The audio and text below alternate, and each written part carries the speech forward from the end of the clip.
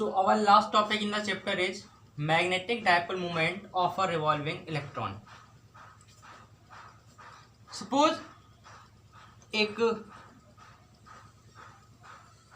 Electron revolve कर रहा है, ठीक है। सपोज अराउंड द न्यूक्लियस को हम यहाँ पर इग्नोर कर रहे हैं। आपका एक इलेक्ट्रॉन रिवॉल्व कर रहा है, एक पाथ पर चक्कर लगा रहा है। अब जब इलेक्ट्रॉन किसी पाथ पर चक्कर लगा रहा है तो क्या ये ऐसा नहीं लगता कि जैसे आपका एक वायर है, एक कंडक्टर है और उसमें एक चार्ज मूव कर रहा है, यानी कि एक करंट फ्लो हो रहा है। भाई सपोज अगर आपका एक वायर होता है, आप बोलते हो वायर में करंट फ्लो हो रहा है, ठीक है, वायर में आपका करंट फ्लो हो रहा है। तो वायर में करंट फ्लो होने का मतलब क्या होता है? चार्ज इसके अंदर मूव कर रहा है। करंट का मतलब क्या होता है? Flow of charge. तो इसका मतलब चार्ज इसके अंदर मूव कर रहा है। तो अगर किसी कंडक्टर के अंदर चार्ज मूव करता है देन हम कह सकते हैं कि क्या है, आपका इसमें करंट फ्लो हो रहा है। तो सेम अगर आप बोलो कि एक कंडक्टर है कोई, अब इलेक्ट्रॉन जिस भी चीज पर है, आपका एक इलेक्ट्रॉन मूव कर रहा है एक पाथ पर, और अगर इलेक्ट्रॉन मूव कर रहा है, अब इलेक्ट्रॉन आपको पता है इलेक्ट्रॉन आपका एक चार्ज पार्टिकल है। तो इलेक्ट्रॉन अगर चार्ज पार्टिकल है, इसका मतलब इलेक्ट्रॉन के मूव करने का मतलब आप ये कह सकते हो कि करंट फ्लो हो रहा है। सपोज आपका एक वायर है जिसमें इलेक्ट्रॉन ये मूव कर रहा है, तो इलेक्ट्रॉन अगर कॉन्टिन्यूसली मूव कर रहा है तो आप बोल सकते हो कि ये क्या है, आपका एक करंट कैरिंग लूप की तरह आपका ये एक बिहेव कर रहा है, करंट कैरिंग लूप की तरह बिहेव कर रहा है, ठीक है। सिंपल सी चीज है कि एक अगर आपका लूप है और उसमें इलेक्ट्रॉन रिवॉल्व कर रहा है, चक्कर लगा लगातार, और इलेक्ट्रॉन के रिवॉल्व करने का मतलब क्या है, आपका चार्ज मूव कर रहा है। चार्ज के मूव करने का मतलब आपका rate of flow of charge क्या होता है? करंट। इसका मतलब आप बोल सकते हो क्या है, आपका एक करंट कैरिंग लूप है। तो ये जो रिवॉल्विंग इलेक्ट्रॉन के बारे में पढ़ने का मतलब है, हम इसको स्टडी करेंगे कैसे? एक करंट कैरिंग लूप की तरह इसको हम स्टडी करेंगे। अब करंट कैरिंग लूप के बारे में कुछ चीजें हम और पहले समझ लेते हैं। जैसे आपका एक लूप है और इसमें से करंट फ्लो हो रही है, तो आपको पता है ये जो है मैग्नेटिक फील्ड प्रोड्यूस करता है। और आप कितनी मैग्नेटिक फील्ड प्रोड्यूस करता है, किस टाइप की करता है, ये आप सब देख चुके हो। इसके सेंटर पर भी मैग्नेटिक फील्ड देख चुके हो, इसके एक्सिस पर भी मैग्नेटिक फील्ड देख चुके हो कितनी होती है, ठीक है। तो ये मैग्नेटिक फील्ड प्रोड्यूस करता है, यानी कि एज अ मैग्नेट बिहेव करता है। तो एज ए मैग्नेट बिहेव करता है, तो आपको पता है कि एक मैग्नेट है अगर, तो इस मैग्नेट में तो साउथ पोल नॉर्थ पोल भी होते हैं। एक मैग्नेट में आपका दो पोल होते हैं, नॉर्थ एंड साउथ। तो जब ये एक एज ए मैग्नेट बिहेव कर रहा है, तो सर बताओ इसमें कहाँ है नॉर्थ साउथ? तो कैसे आप बता सकते हो? उसको बताने के लिए आपको देखना होता है करंट की डायरेक्शन। देखो वैसे अगर मैग्नेटिक फील्ड की डायरेक्शन अगर आप इसके लिए देखो तो क्या होती है, नॉर्थ से आपका बाहर की तरफ और साउथ से अंदर की तरफ, और अगर अंदर बात करो मैग्नेट के तो साउथ से नॉर्थ की तरफ। ये होती है डायरेक्शन मैग्नेटिक फील्ड की। अब इसके लिए देखो ये कैसी मैग्नेटिक फील्ड बनाएगा। आप देखो मैग्नेटिक फील्ड आपको समझ में आ रहा होगा, यहाँ से देखो करंट ऊपर की तरफ आपको पता है, हाँ, आउटवर्ड। यानी ये मैग्नेटिक फील्ड अगर अंदर देखो आप तो कहाँ बना रहा है? आउटवर्ड मैग्नेटिक फील्ड आपको जो है बना रहा है, ठीक है। आप कहीं से भी देख लो मैग्नेटिक फील्ड का है आउटवर्ड, यानी मैग्नेटिक फील्ड का है अंदर से बाहर की तरफ, मैग्नेटिक फील्ड का अंदर से बाहर की तरफ। तो अगर आप समझो ऐसे बहुत सारी रिंगें रखी हो अगर, तो आपका एक सोलेनॉइड टाइप का बन गया वो, और उसमें मैग्नेटिक फील्ड का है अंदर से बाहर की तरफ, यानी सोलेनॉइड के अंदर मैग्नेटिक फील्ड इधर से इधर आ रही होगी। और आपने देखा एक मैग्नेट के अंदर मैग्नेटिक फील्ड कहाँ से आती है? साउथ से नॉर्थ की तरफ। तो यानी कि मैग्नेटिक फील्ड जब इधर से इधर आ रही होगी, यानी कि अंदर वाला सिरा क्या है आपका? साउथ है, और जो बाहर वाला सिरा है वो आपका क्या है? नॉर्थ है। सेम वे में अगर मैग्नेटिक फील्ड इधर जा रही होती, अब मैग्नेटिक फील्ड अंदर की तरफ कब जाएगी? आपको पता है जब करंट की डायरेक्शन को आप रिवर्स कर दो। तो अगर मैग्नेटिक फील्ड अंदर की तरफ है तो आपका ये साउथ हो जाएगा और अंदर वाला पार्ट आपका नॉर्थ हो जाएगा। तो ये एज ए मैग्नेट बिहेव करता है। और इसका साउथ कौन सा पार्ट होगा? तो आप देखो जो अंदर की तरफ पार्ट है इसका, आप इसका पार्ट देखो जो अंदर की तरफ है, मैग्नेटिक फील्ड से आ रही है, दैट इज साउथ। और जो बाहर की तरफ आपका पार्ट जो यहां से दिख रहा है दैट इज नॉर्थ। तो सिंपल वे में आप जो पढ़ा है आपने 10th क्लास में पढ़ा होगा कि अगर आप करंट को देखो और करंट आपको अगर एंटी क्लॉकवाइज डायरेक्शन में दिखे, अगर आपको करंट देखने में एंटी क्लॉकवाइज डायरेक्शन में दिख रहा है, यहां से हम देख रहे हैं तो कैसे दिख रहा है आपका एंटी क्लॉकवाइज, देन जो फेस हमें दिख रहा है that is north pole. Anti clock मतलब नॉर्थ पोल। और अगर आप इसी करंट कैरिंग को अगर इधर से देखो, सपोज आपका इसमें से करंट फ्लो रहा था, आप इधर से देखोगे तो आपको वही एंटी क्लॉकवाइज दिखेगा, और आप उसी को चीज को अगर पीछे से देखोगे तो आपको जो वही चीज जो है क्लॉकवाइज दिखेगी। समझ रहे ना? एक आपका ऐसे अगर करंट फ्लो हो रहा है तो इसके लिए आपका ऐसे फ्लो हो रहा है, ठीक है। सपोज आपको या फिर जैसे इसमें इस तरीके से करंट फ्लो हो रहा है, इस तरीके से करंट फ्लो हो रहा है, तो एक तरफ से कोई देखेगा तो उसके लिए एंटी क्लॉकवाइज होगा और एक तरफ से देखेगा तो उसके लिए क्लॉकवाइज होगा। तो जिस तरफ से देखने में एंटी क्लॉकवाइज दिखे that is the north pole, और जिस तरफ से देखने में करंट क्लॉकवाइज दिखे दैट इज साउथ पोल,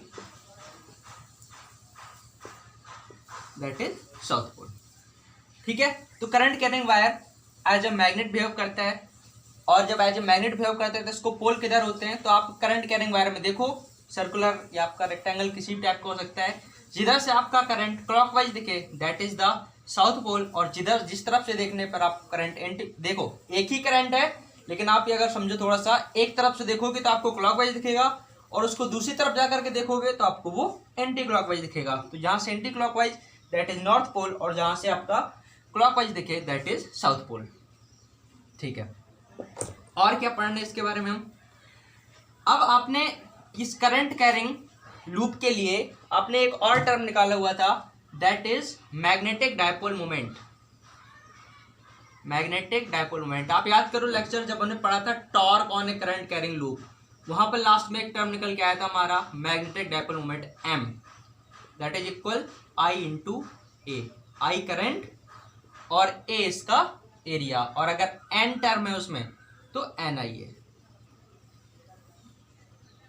ठीक है। देखो जैसे आपका आपने पढ़ा था चार्ज दो थे प्लस क्यू माइनस क्यू, इसका इलेक्ट्रिक डायपोल मोमेंट पढ़ा था आपने, लेंथ अगर 12 थी तो क्यू इंटू 12। सेम वे में आपका मैग्नेट के भी डायपोल मोमेंट होता है, मैग्नेट भी आपका जो है मैग्नेट का भी डायपोल मोमेंट होता है स्मॉल एम। ठीक है। इक्वल लेंथ अगर आप सपोज आपके 12 है तो एम इंटू 12, यहाँ एम को बोलते हैं हम पोल स्ट्रेंथ, इसके बारे में भी हम नेक्स्ट चैप्टर में बात करेंगे।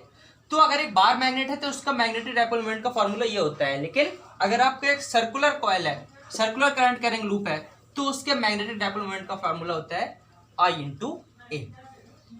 ठीक है। पर इसी फॉर्मूले को यूज करके एक सिंपल सा फॉर्मूला हमें फाइंड करना है और आपका चैप्टर फिनिश हो जाएगा।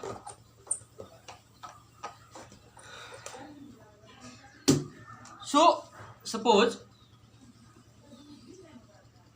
एन इलेक्ट्रॉन इज रिवॉल्विंग, किसी भी डायरेक्शन में आप मान लो, an electron is revolving in a circular path and the radius of the path is suppose are.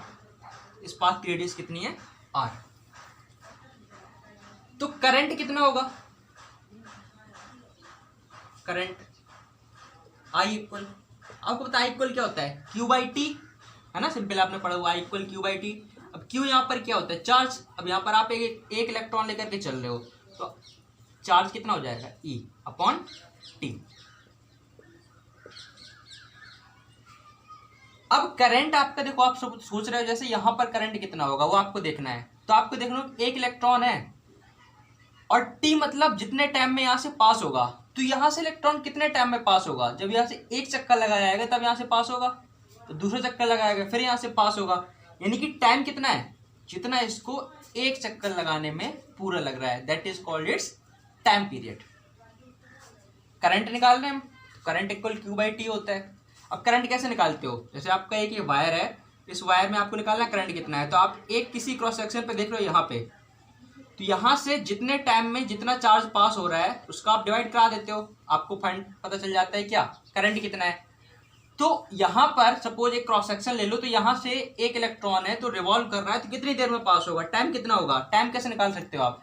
Time निकालने के लिए क्या है, आपको ये निकालना पड़ेगा टाइम की, एक चक्कर जितनी देर में लगा रहा है उतनी देर में किसी एक क्रॉस सेक्शन से पास होगा। हर जगह आप देखो, यहाँ से तो फिर यहाँ तक एक चक्कर, यानी कुल मिलाकर एक चक्कर का आपको टाइम निकालना होगा। तो टाइम आप कितना होगा असल में इसका, जो भी इसका टाइम पीरियड होगा। सपोज इलेक्ट्रॉन एक कांस्टेंट स्पीड v से मूव कर रहा है, let speed of electron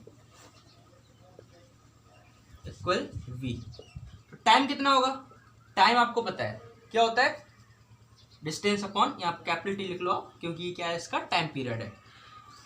time equal आपको पता है velocity equal distance upon time, सो time equal distance upon velocity. So distance कितनी होगी पूरी 2πr, और आपने एक कांस्टेंट स्पीड मान रखी इसकी v, ठीक है। सो टाइम इक्वल क्या हो गया 2πr अपॉन v। इसको हम यहाँ पर पुट कर देंगे तो i इक्वल क्या हो जाएगा, i इक्वल आपका हो जाएगा i equal e upon time कितना 2πr और अपॉन v, तो अपॉन में तो आपका चला जाएगा ऊपर। ये हो गया इसमें current.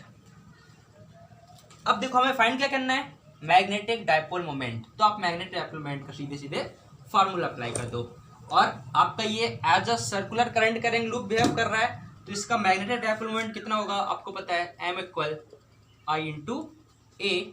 So m equal, here m is magnetic dipole moment, i कितना है आपका ev अपॉन 2πr, और इसका एरिया कितना होगा, रेडियस आपने r मान रखी है तो एरिया हो जाएगा πr स्क्वायर।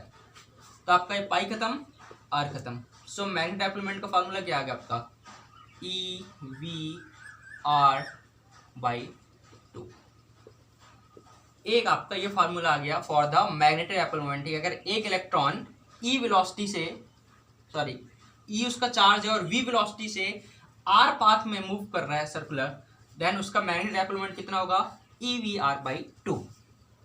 अब ये फॉर्मूले को कभी कभी आपका ये सब ना दे करके इस इलेक्ट्रॉन के लिए एंगुलर मोमेंटम दे देता है, और एंगुलर मोमेंटम दे करके आपको ये फाइंड करना होता है। तो एंगुलर मोमेंटम से इसका क्या रिलेशन है वो भी हम समझ लेते हैं। अब एंगुलर मोमेंटम का आपको फार्मूला पता होना चाहिए कि किसी भी एक रिवॉल्विंग ऑब्जेक्ट के लिए जो एंगुलर मोमेंटम होता है उसका फॉर्मूला होता है आपका एंगुलर मोमेंटम, एल से भी डिनोट कर देते हैं और जे से भी डिनोट कर देते हैं, that is mv/r।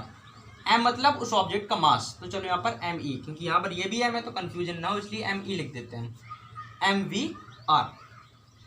So vr की वैल्यू हम यहाँ से फाइंड कर सकते हैं, क्या होगी आपका vr की वैल्यू 2m/e। कंफ्यूज मत होना, ये m आपका मैग्नेटिक डायपोल मोमेंट है और ये m इस इलेक्ट्रॉन का मास है। सो ये वैल्यू पुट करेंगे अगर हम, me vr की वैल्यू क्या होगी आपका 2m/e, ठीक है। तो अगर आपको मैग्नेटिक डायपोल मोमेंट का फार्मूला एंगुलर मोमेंटम के टर्म में लिखना हो तो फार्मूला क्या हो जाएगा, m इक्वल, ये ना magnetic dipole moment, m equal J E और अपॉन 2me, ये इसको प्रॉपर लिख देते हैं वैसे, e अपॉन 2me इंटू जे। तो ये क्या आपका मैग्नेटिक डायपोल मोमेंट, ये जे क्या है आपका एंगुलर मोमेंटम। प्रॉपर अगर वेक्टर फॉर्म में लिखो आप तो वेक्टर फॉर्म में आपका ये वेक्टर होता है एंगुलर डायपोल मोमेंट इक्वल, अब चार्ज इसका माइनस में लेते हैं तो माइनस ले लेते हैं प्रॉपर, अपॉन 2me और इंटू जे। यहाँ पर माइनस साइन ये शो कर रहा है कि जे की और m की डायरेक्शन अलग अलग होगी। अच्छा, m की डायरेक्शन कैसे फाइंड करते हैं, जो डायपोल मोमेंट आप फाइंड कर रहे हो सर्कुलर के लिए, इसकी डायरेक्शन क्या होगी। तो एक सिंपल सा आपका रूल होता है, सिंपल सा रूल क्या है, आपको देखना है करंट किस डायरेक्शन में फ्लो हो रही है। सपोज आपका एक ये है, इसमें करंट इस डायरेक्शन में फ्लो हो रही है, तो करंट अगर इस डायरेक्शन में फ्लो हो रही है तो आपका m की डायरेक्शन क्या होगी, जो मैग्नेटिक फील्ड की डायरेक्शन, यानी कि आपको सिंपल कहना क्या है कि I की डायरेक्शन में फिंगर्स को रोटेट करा दो, I की डायरेक्शन में फिंगर्स को रोटेट करा दो, और जो थंब है आपका वो बता देगा direction of the magnetic dipole moment I की डायरेक्शन में। ऐसे I होती तो आप ऐसे रोटेट करा देते तो अंदर की तरफ मैग्नेटिक डायपोल मोमेंट होता। तो एंगुलर मोमेंटम की डायरेक्शन क्या होगी, जो भी आप करंट से इसकी डायरेक्शन निकालो उसका उल्टा हो जाएगी इसकी डायरेक्शन, ठीक है। I hope you are getting. और एक सिंपल सी चीज़ और, अगर आप इस जे को अपॉन में ले जाओ इसको, तो एम अपॉन जे इक्वल ई अपॉन 2me। तो अगर आप ध्यान से देखो, ये चार्ज ऑफ इलेक्ट्रॉन है और ये मास ऑफ इलेक्ट्रॉन है, ये जो एक कांस्टेंट है, तो ये जो m अपॉन जे जो पूरी वैल्यू आती है that is a constant. This constant is called gyromagnetic constant, gyromagnetic constant, ठीक है। और अगर आप चाहो इलेक्ट्रॉन के लिए इसकी वैल्यू निकाल सकते हो, इलेक्ट्रॉन का आप चार्ज पुट कर दो और अपॉन 2 इंटू इलेक्ट्रॉन का मास पुट कर दो, तो इलेक्ट्रॉन के लिए अगर हम सॉल्व करें तो इसकी वैल्यू आती है 8.8 into 10⁻10 coulomb per KG for electron. आपको पता है अलग अलग पार्टिकल के लिए वैल्यू जो है आपका चेंज होती रहेगी। ठीक, थैंक यू।